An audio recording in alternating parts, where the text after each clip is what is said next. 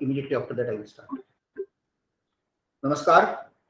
Today it's our proud privilege to have with us Dr. Beloo Mehra, one of the very distinguished scholars, and she has given her consent to join this Swatantra Bharat 75 series. Thank you so much, Dr. Belooji, for joining us today. Let me try to briefly introduce her and her long and distinguished career. She likes to introduce herself as a devotee and student of Sri Aurobindo and the mother. Right now, she is a very senior academic mentor at AuroBharati, which is Sri Aurobindo Society's program, and she is a writer, facilitator, and curator for Sri Aurobindo's action. In the past, for many years, she has taught in many educational institutes, including Sakar and many other institutes in India and abroad. In fact, she is PhD in Educational Organization Leadership from the University of Illinois in US, and has got teaching experience of more than 20 years, both in India and in US. So thank you so much, Dr. Belooji, for joining us today. And the stage is all yours. We welcome you once again in this Swatantra Bharat 75 series, which has got the theme of Genius of India as a key to the crisis of humanity. So the stage is all yours, madam. Thank you. Namaste, and thank you so much, Narendraji, for this kind introduction. And thank you really for inviting me to share a few thoughts on this topic of inner transformation for educational leadership in your Swatantra Bharat series. I thank all the organizers at Vivekanand Kendra and Vivekanand Prabodhini, and of course you as the project director, Dr. Narendra, for this opportunity. So I guess I'll straight away jump into the topic. So when I think of, or when we titled the topic Inner Transformation for Educational Leaders or Educational Leadership. So when I'm talking of, or when I'm thinking of educational leadership, I am not only speaking of or referring to only the principals, the educational administrators, sort of the policymakers and those who guide the educational policy in the country.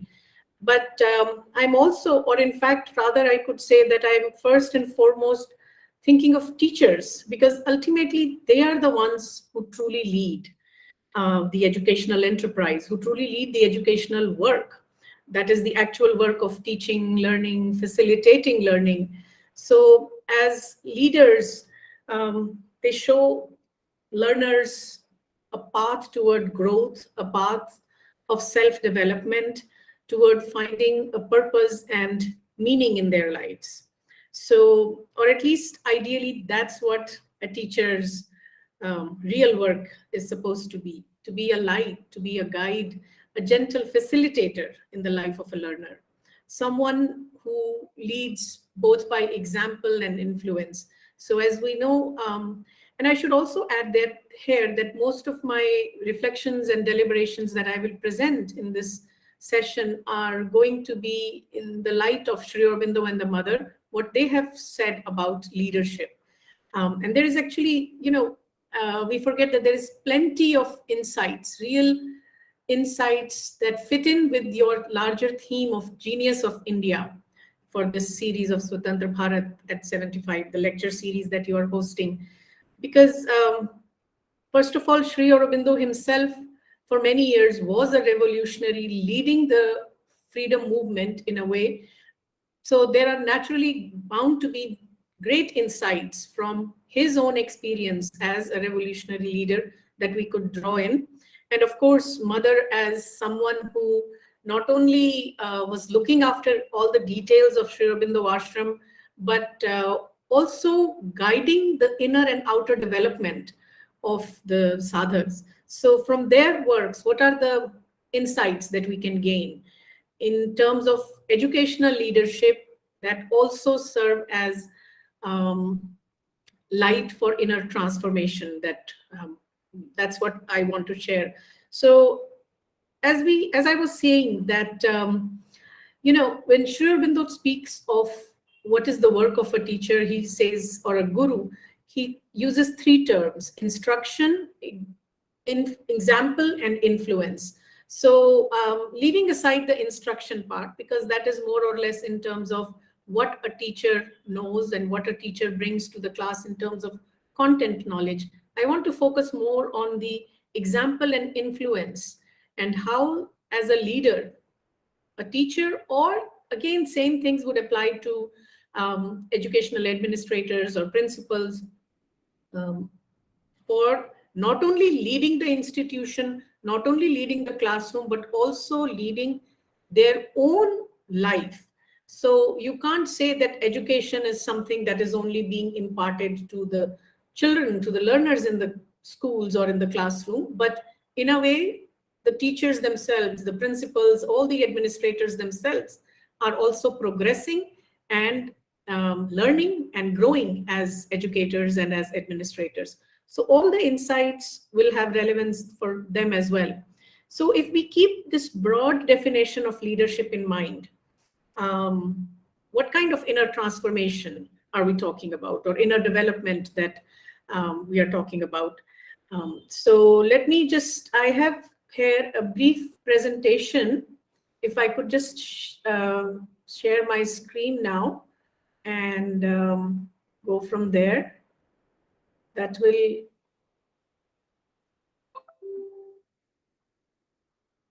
okay.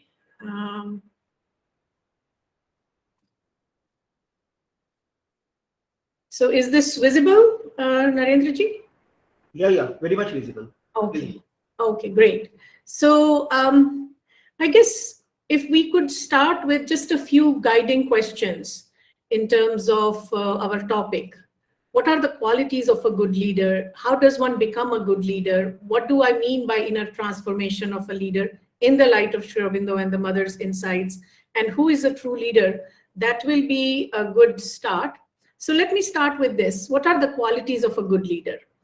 Now, in his political writings in Vande Mataram, Sri Aurobindo gives us a very interesting insight somewhere that most of the times leadership qualities are confused with the fluent tongue, one who can speak, one who is highly articulate, the sonorous voice, the voice that resonates, the voice that is impactful, powerful, one who has skill in dialectics and acute adroitness in legal draftsmanship. These are the things he says that can be often confused with leadership qualities. So as we know, these are all very outer kind of qualities. And often leadership is limited to, this kind of articulation and forcefulness and powerful speech. But in the same writing, he says, a leader is one who can understand the great and urgent needs, who is able to meet the calls of a dangerous crisis, and men and women of genius who are gifted with the adaptability to suit themselves to the new circumstances. So I've highlighted a few words here. So one quality right there we get is one who has the quality to become adaptability, who has the flexibility, the plasticity to mold his way of understanding the situation to the changing circumstances. One who has the vision to grasp whatever the new circumstances are and the courage to act. So adaptability, vision, and courage. Already we are beginning to get somewhat inner dimension of what makes a good leader. And then again, you will see that in same Vande Mataram writings, we also find some more insights. A leader is one who has this quality of truth and bold, straight dealing, who walks on the path of truth, who is bold, who deals straightforwardly. That is, Sri Aurobindo says, is not only the noblest, but the wisest policy. So even from a strategic, practical point of view, that is the wisest policy. And that's what a leader should have, this quality of being on the side of truth and having boldness to deal with straightforwardness. Those who use this kind of thing, which is shuffling, evasion, and work with somewhat of a shallow insincerity, these are the weapons of the weak, Sri Aurobindo says. So these are what often we would see those in weak leadership, who shuffle, who evade, who kind of not follow through on something with the utmost sincerity. Again, continuing now from the mother, we have few specific insights right there. Some of them are kind of parallel to what I just described from the works of Sri Aurobindo. Here we have something from the mother. Again, the first is a clear and precise vision. So vision is an again important thing, to be able to see, to be able to visualize what is to be done, and then having a steady, calm, and firm will. Now, this steady part is interesting. And she emphasizes this at many places, because often what we see, especially maybe this is something I've seen more in Indian contexts, that there is an enthusiasm, a vision, and an enthusiasm to start the work, to take up a new project. And then somewhere down the line, the enthusiasm wanes, the will to see it through, despite the challenges, sort of begins to fade. So that firm will to see it to its conclusion, that should also be there in a good leader. Naturally, the capacity and the knowledge of the work to be done, it's pretty obvious. Thoroughness, steadiness, and faithfulness. Again, she emphasizes this. Outer and inner discipline. And this is where we get to, when I speak of inner transformation, we'll see a little bit more about this inner discipline. By the way, I should add that many of these things are where mother, these are some of the points that I've taken are from mother's messages and writings and conversations about the ashram management, how work should be done in the ashram. So some of these advices are also given to people who were given specific tasks by the mother. Some of these are also insights that she mentioned to people in Auroville when Auroville was just starting. So these are very practical kind of tips that she was giving, how to grow into leadership quality, how to grow into a good leader. The other thing she emphasizes very strongly is the willingness and ability to collaborate with others. So naturally, when collaboration comes, it means to put your ego a little bit on the side and to be able to harmonize your vision, your intention, your way of working with others that you are working with. And this, as she describes, is a very good discipline for vanity, self-conceit, and the excessive sense of personal importance. So when we are working by ourselves, we can get into this tendency that I know what is to be done, and the sense of personal importance can be enhanced. So that's why she emphasizes to collaborate with others. Striving for perfection of the work, not for the satisfaction of ego. This is something we often will not find in most leadership books in the market, which are focusing more on the outer aspects of leadership. So perfection means a constant aspiration for progress. This is not only perfection of the work, that is like, the outer details have to be perfect, but the inner instrumentation, the instruments with which we are working are to be constantly perfected as well, which requires an aspiration for progress. Not being satisfied with what I know and what I am, or what are my skills or faculties at the moment, but constantly striving and learning new things, progressing, not for the satisfaction of ego, but by this, I will be able to offer as perfect a work as I can for the larger purpose. And in this context, of course, we can talk about, that this is the work to be offered to the divine. So whatever perfection I can muster, that is, that striving for that should be there in a good leader. And finally, and this is something she has emphasized at so many places, both in her messages to people working in the ashram departments and also to the teachers and administrators at ashram school, where she said, never to ask from others the virtues that you do not possess yourself.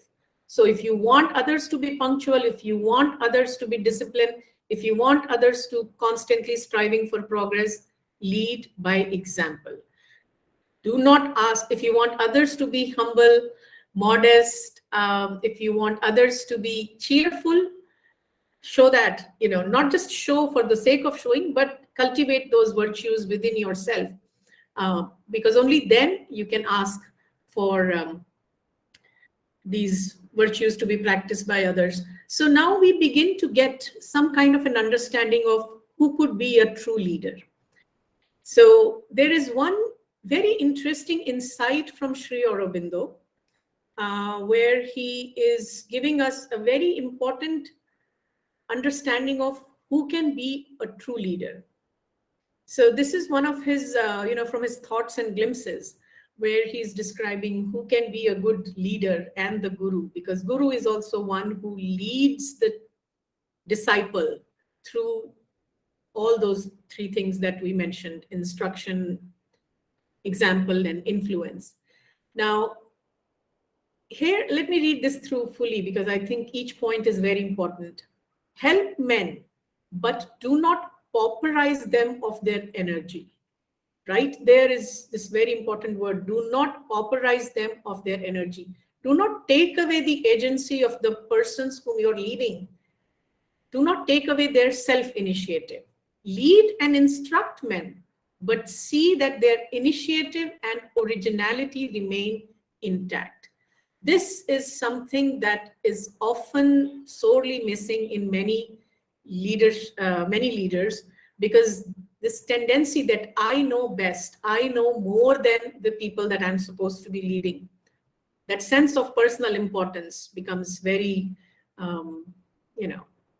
becomes like a block to move forward. Take others into thyself, but give them in return the full Godhead of their nature. So here we see this idea of facilitating the full development of the people who are in our charge, who are in our care. So if I am a leader, whether I am a teacher or I am a school principal or an administrator, or even, even in a family context, the one who is sort of like the head of the family, or in any context, if I'm working with a small team of 2 people, it is the good leader, Sri Aurobindo says, is one who can help others, but not take away their sense of initiative and originality, and rather facilitate the full blossoming of their nature, full blossoming of their inner capacities, of their inner temperament. So this idea of facilitating the full development of those who are in our charge is an important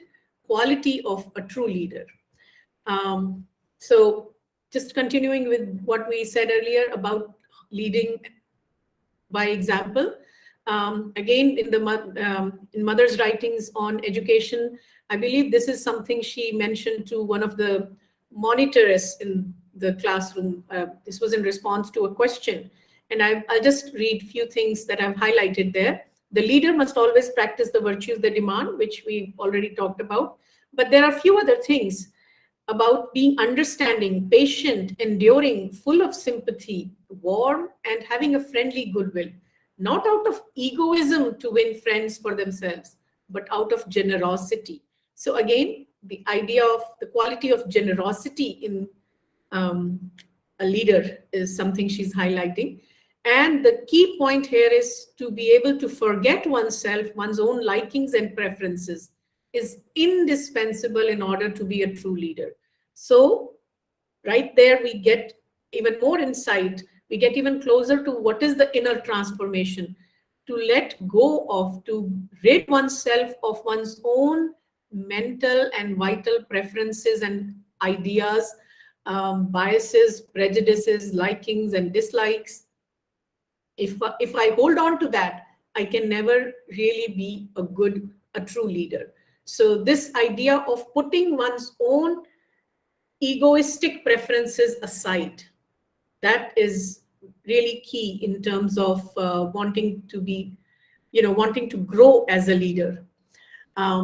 So at one place when Mother was asked, how do you choose some people for certain kinds of works, who are given more authoritative positions or who are given some kind of leadership positions.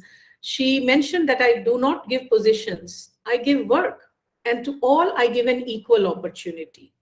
It is those who prove to be most capable and most sincere, honest, and faithful that have the biggest amount of work and the greatest responsibility.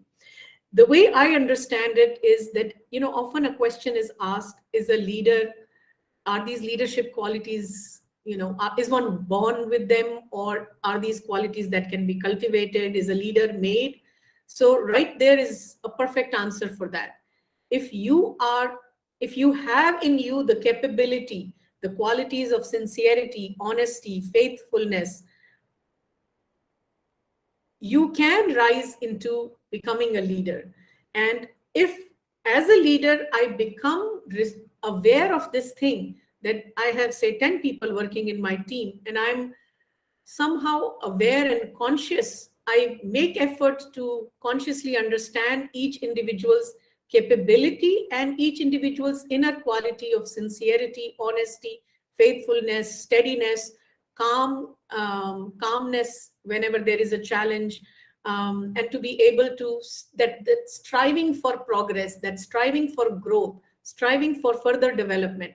If I can find out those qualities, as a leader, I should be able to, not in the sense of rewarding, but I should give those individuals greater responsibility, more work, because again, the idea is, if we go back to what we just read a few minutes ago, what Sri Aurobindo is saying, to facilitate full development of the individual.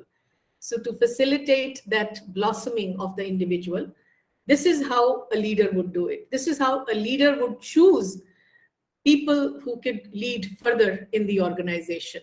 So right there is a very important hint for all leadership, management kind of, people who write on these things. So it's very interesting how in Mother's works, such kind of, subtle insights are there that when fully explored can really give us a whole deeper understanding of how management and leadership can become more humane, more human-centric, more centered around the idea of facilitating full growth of the individual in an organization. So, so getting closer to the inner personality of a leader, or the inner qualities of a leader, or the idea of inner transformation of a leader, let me just point out a few things. Before we go into that, I should also mention here, since we are specifically talking about educational leaders, there is so much talk about National Education Policy 2020, and there is a whole section in NEP 2020 document on teacher education, on teacher development, and what kind of programs the policy hopes to put in place for development of teachers, and what kind of qualities teachers should need to cultivate in order to be able to work with the new ideas that are being proposed in the policy. So in fact, if we look at that policy document from page 42 onwards, there are several pages that the document dedicates to this discussion on restructuring teacher education. But if you read closely, you find that the focus is limited more and more on the outer aspects of teacher education. So there is emphasis on teacher training, certification, recruitment, continuous professional development, career advancement, and all these kind of things. There are some mentions of, there is some mention of the teachers should also be aware of the Indian ethos, the Indian values and traditions, including the tribal traditions, and also, being well versed in whatever the new developments in pedagogical tools and technologies there might be. But there's not much detail given as to what is meant by these Indian values. So that's where I think I want to highlight few things about how Indian tradition looks at what is the what do we understand from an Indian point of view? What is personality of an individual, and how does that apply into leadership? So one of the things I want to just point out here is that the mother, I have the quote right here, that she always wanted that, I mean, when she talked about teachers, she emphasized a lot on the personality of a teacher. But what did she mean by the personality of a teacher? So for that, we can just take a look at some of the insights that we can get from Indian, some of the things I've already mentioned, like, constant aspiration for progress. At one place, she even gives this very high ideal that to be a true teacher, one has to be a true yogi.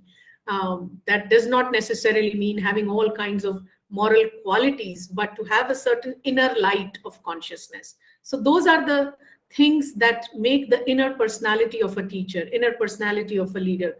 So let's just begin with few insights from Indian yogic tradition, particularly how Sri Aurobindo and the mother describe from an integral yoga perspective or an integral education perspective.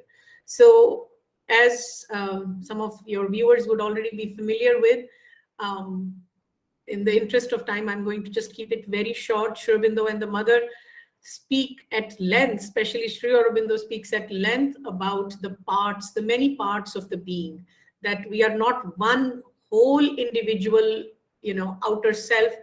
We are made up of many parts. So many parts mean that each part has its own personality. In the Indian tradition, again, we talk about in the Upanishads, the koshas, the panch koshas, right? So there is a part in us that is of the physicality, the outer part, the Annamaya kosha, and then there is the vital, the pranamaya kosha, and there is the mental, the manomaya kosha, and of course there are even beyond these, the Vijnanamaya and the Anandamaya kosha. So, but let's just focus in right now for these three, what are called as the three layers of the three levels of the lower hemisphere of cosmic existence. So each of these parts have their own personalities, and each outer personality is an expression of a poise of consciousness that is behind that. So the Annamaya kosha is supported by the Annamaya Purusha. Purusha is that poise of consciousness that supports that outer personality. For the vital part, we have the vital Purusha, the Pranamaya Purusha, and then we have the Manomaya Purusha. Now, just moving on a little bit quickly here.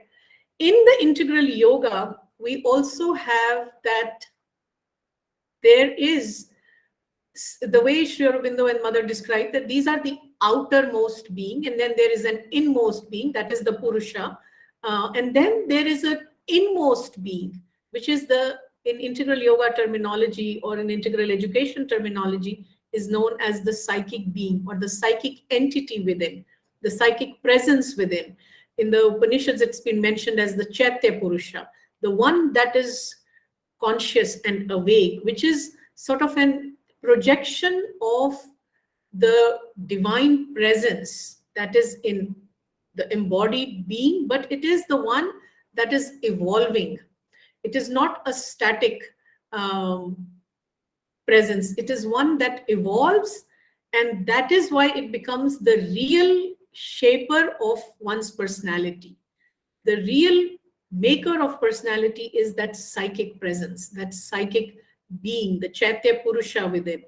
And Sri Aurobindo and the mother go in detail to discuss how it's Chaitya Purusha, the psychic being, evolves through the outer experiences of life, including the educational experience, which in a way is the first conscious developmental path that one puts oneself on. So when I start my formal education, this is why education is so important in Sri Aurobindo's and mother's work, because education is the first conscious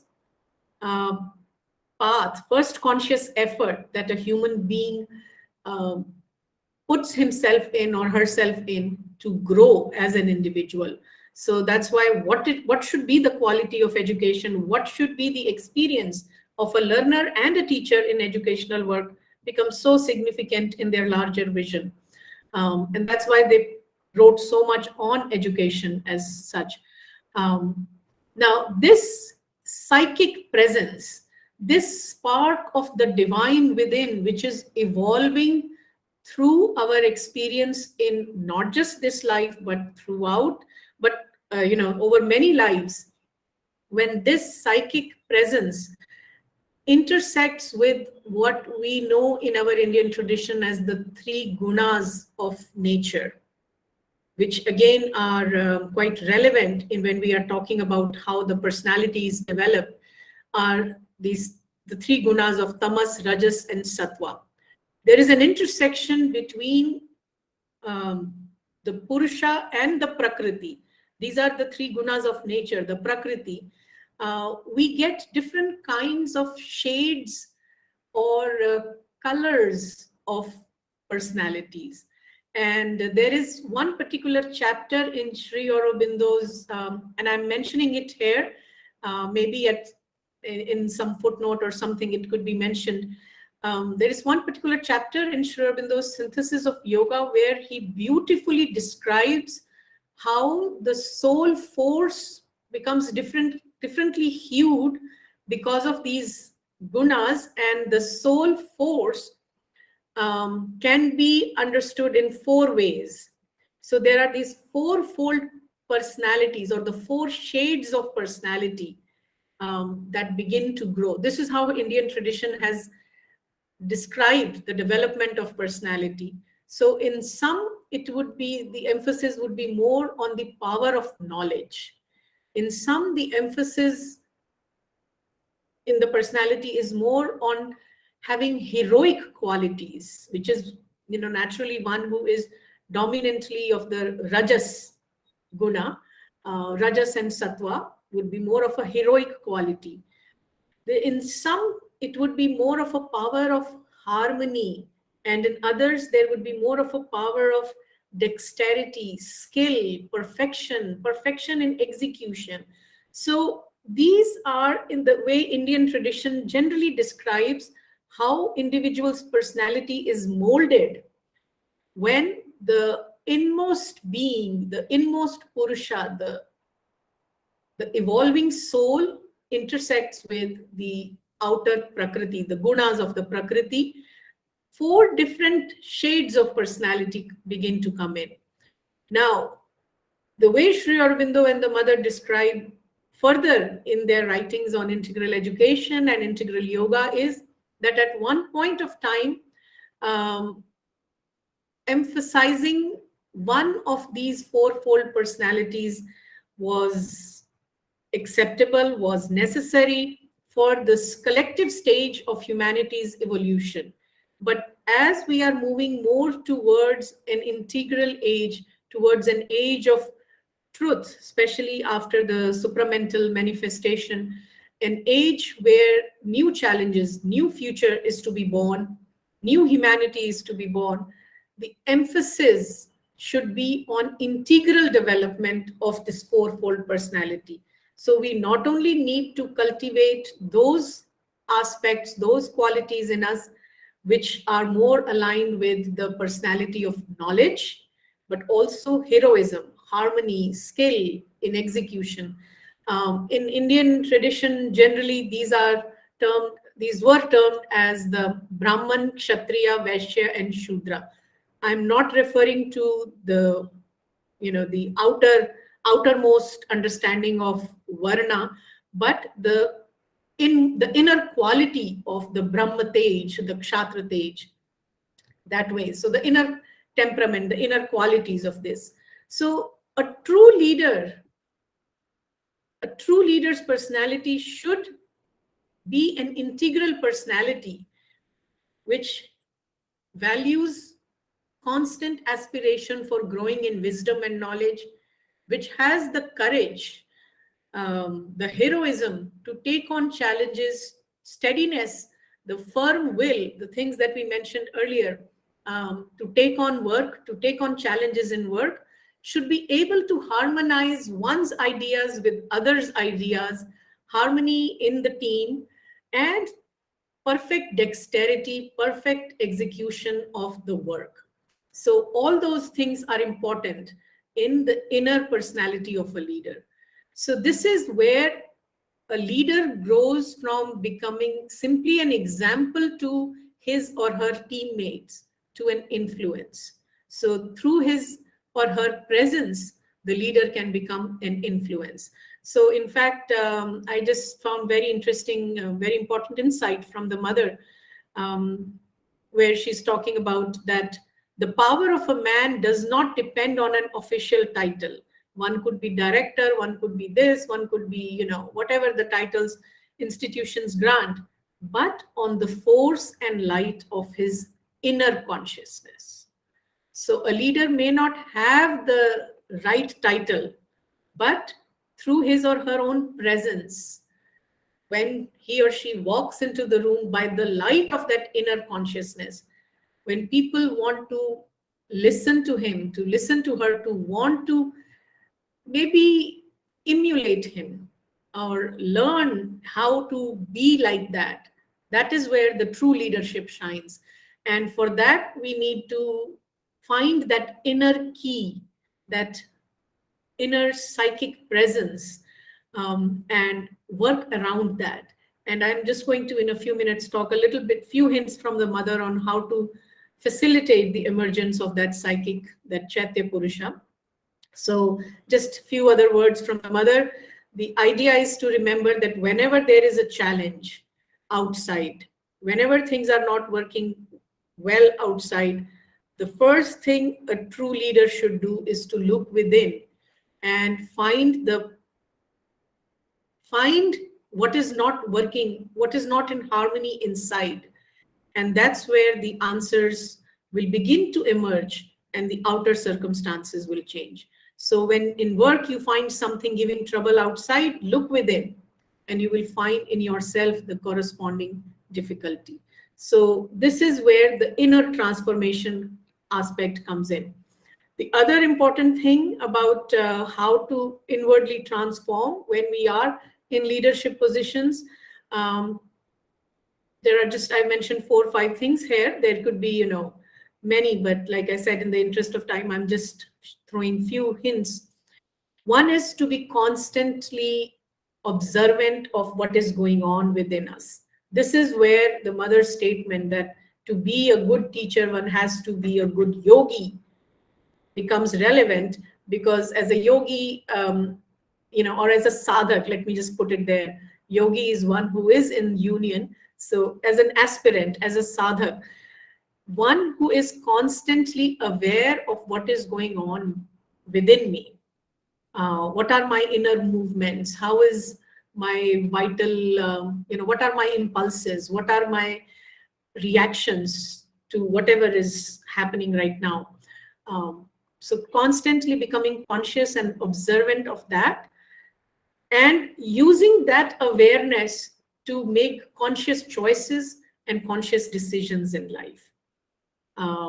Not to be driven by one's petty impulses, one's ambitions, one's egoistic preferences, but to be fully conscious of making one's choices and decisions, and constant vigilance. Because even though I might feel that I have mastered certain weakness in my natures, let's say I'm prone to anger, or I'm prone to having some kind of a quick reaction to certain triggers. Life has its own ways to put us in situations where we are constantly, in a way, tested as to how well we have mastered those weaknesses in us. So for that, a constant vigilance is required. And the mother also speaks of 5 psychological perfections that are needed to grow in the path of this inner transformation. And I'm just going to briefly mention what are those 5 psychological transformations. The first one, she always emphasizes, this is the first one. sincerity or transparency. So to be sincere, to be transparent, to not have that duplicitous nature, saying something, thinking something and saying something else. So having that inner sense of harmony, what in Indian tradition is known as, mansa vacha karmana, having that inner honesty, that inner harmony, faith or trust in the divine, in some higher power, in some higher force, having a sense of devotion. And then she also says devotion, the highest devotion is one that is full of gratitude. So gratitude for the higher force, the higher power in the universe, which is arranging everything. Having a sense of courage, and again she says courage and aspiration go together. So to constantly aspire also requires courage. So we can either choose whichever word that fits in with our understanding, courage or aspiration. And the fifth one is having a sense of endurance, to the ability to persevere, that steadiness, that firmness of the will. That is another psychological perfection. So this is where we begin to walk the path of becoming more and more self-aware, to gradually becoming more and more master of oneself. Not easy, but this is the work of that inner transformation that is required for all of us, especially for those who are in leadership positions, because they are the ones who are leading the institutions, the organizations. And of course, finally, the full mastery comes in when we allow the psychic presence to be the leader of our growth. Because if that is the true maker of our personality, that has to be the leader in us. Sri Aurobindo, in several letters on yoga, the letters that he wrote to many of his disciples, mentions not to be led by the mind, but to be led by the psychic within. Because it is the psychic, he said one place, that is the mission of that psychic presence, is to lead man in ignorance to the light. We are in ignorance. We are led by our minds, vitals, life planes, bodies, preferences, tamas, body's inertia, vitals, biases, prejudices, mental views and opinions. So this is all the ignorance, the avidya in which we are. It is that psychic presence whose purpose is to lead us in the ignorance to the light. But it has a very gentle whisper, and often we ignore. We don't even listen to that whisper. It is that psychic that points us towards what is true, what is beautiful, what is right, what is, towards love and harmony, and all that is a divine possibility in us. And it is this psychic personality in us that flowers as the saint, the sage, the seer. So a true leader must constantly aspire to be led more and more by that psychic presence within. So we started off by asking a question: who is a true leader? Maybe the question can be rephrased as, what is a true leader?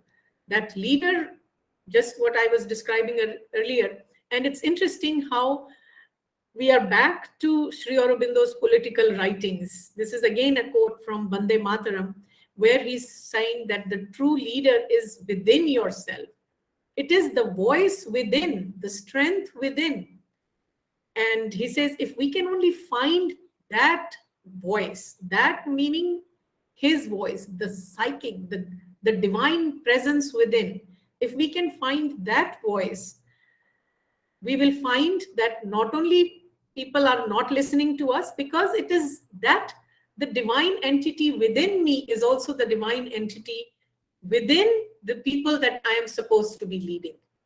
So if I can speak from that voice, from that place within, naturally people are going to not only listen to that, but find their own inner strength, and work from their strength, work from their inner space to blossom, to grow, to develop themselves. So that voice and that strength is within us. So the task of a true leader is to find that leader within, the true leader within.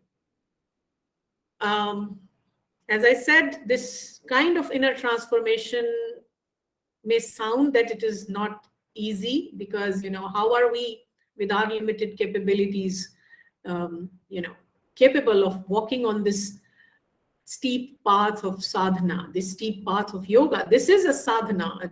Teaching is a sadhana. Leading any work can be taken up in the spirit of sadhana. And that's where we get few hints from Mother again, where she said that I give work so that you can actually progress. So work becomes the field in which we become aware of our shortcomings, our difficulties, our weaknesses in our nature. And through work around those, in the field of work itself, work around our own difficulties and shortcomings, that becomes the path of yoga, the path of sadhana, the path of inner transformation. And never to forget that we ourselves are not capable of doing this all by ourselves. So to be open and to be ready to call in for that divine help, the divine force, which will help us to overcome our shortcomings, overcome our fears, overcome our difficulties and weaknesses. So opening ourselves to the divine force, the divine help and divine grace, we become more and more willing to walk on this path of inner transformation. And at one place, Mother, somebody who had asked as to, how do I know that I am being led by the divine, by some, higher force.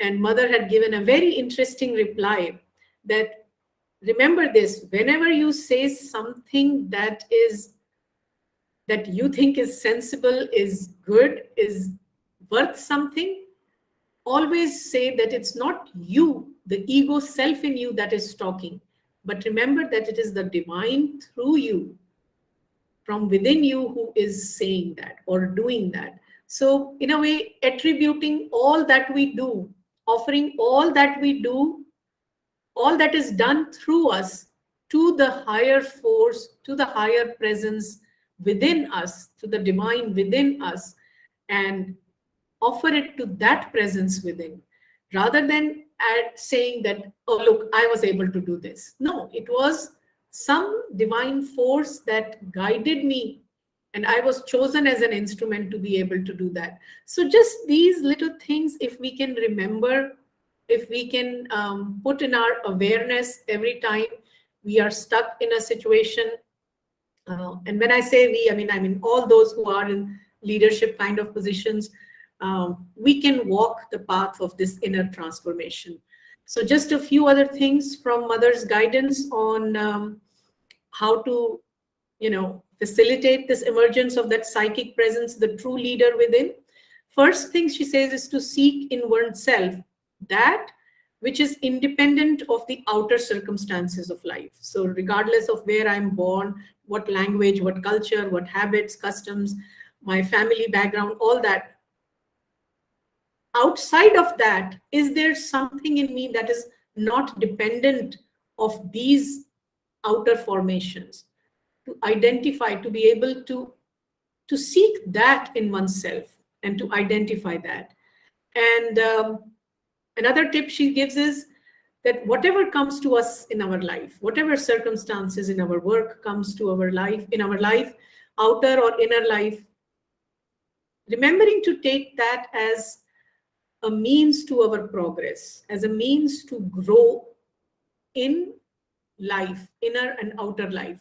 So that is one key for this constant striving, constant aspiration for progress.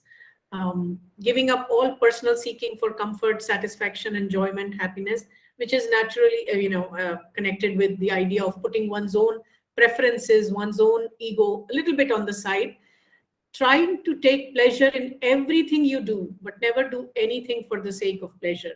Again, the same thing about keeping one's own preferences aside, never to get excited, nervous, agitated, remaining perfectly calm. Abstain from all mental opinion and reaction. This is significant because this is what I think a lot of time leaders get into this sort of like a vicious loop that since they are in a leadership positions, this love or attachment for the title, for the authority, gives them this, it brings this sense of vanity or this self-conceit that whatever I know, whatever my opinion or my understanding of the situation is, that is the correct most understanding. So instead of that, allowing the situation to unfold, allowing, step back a little and see how the situation, what are the different aspects in that particular circumstance, in that particular situation, how they are unfolding. So abstinence from your own personal opinion and reaction. And again, very important, never complaining of the behavior of anyone unless you have the power to change in his nature what makes him act in this way. So as we know, Sri Aurobindo and the mother always often talked about, when they talk about yoga of perfection, that mankind is always looking for perfection in others rather than aspiring for the perfection in oneself. So this kind of fits in with that same idea, the sense of complaining that so and so is behaving in this way rather than looking at how I am behaving. So unless we have the power to change in his nature that makes him act in this way. And the truth is that we don't even have often the power to change our nature with our limited means and instruments. So how can we even facilitate a change in others? So this is something to keep in mind when we are, the idea is to step back more and more from our vital and mental reactions so that we can be poised more and more in that inner psychic presence. So that is how that begins to come out more and more in front, and that begins to take greater and greater lead in our path to transform. So I will just end with this, that if education has to be about facilitating this idea of living a right, a beautiful, a true life, living a life or growing in life that is in harmony, that has a sense of inner and harmony. If education is not merely about teaching how to make a living, but rather how to emphasize how to live rightly and beautifully, if that is the true purpose of education, if education has to be in harmony with life and its truth, its purpose, then education must facilitate certain things. And I'm just pointed out 4 or 5 things here, but this is again not only relevant for what education should mean for the students, but what education should mean for everybody engaged in the work of education. So this is teachers, principals, administrators, policymakers, parents, every adult who is in some way involved with the growth of the flame, the conscious evolving soul that a child is. So if child is an evolving soul, education and all the adults who are involved in the work of education must inwardly transform in the light of these tasks. So what are these tasks that education must facilitate? Education must help everyone involved in the work of education to grow into a deeper self-awareness, to grow into the sense that to grow into a being that has a deeper sense of faith, trust, and willpower, even if it starts with faith in oneself. As Swami Vivekananda often said, that how would you have faith in anything else if you don't have faith in your own self? So development of faith and willpower to execute things. Knowledge of one's inner temperament, becoming more and more self-aware, how the triple gunas that I just briefly mentioned, the tamas, rajas, sattva, how they play within one's being, and the self-mastery, gradual self-mastery, gradual control of the inner movements, the impulses and reactions and instincts, purification and strengthening of the nervous being, the sensational being, instilling a sense of fearlessness, instilling courage, instilling boldness, building emotional strength, the emotional intelligence that is needed to go through life, because in life there will be disappointments and failures, focusing on cheerfulness in every circumstances, discernment.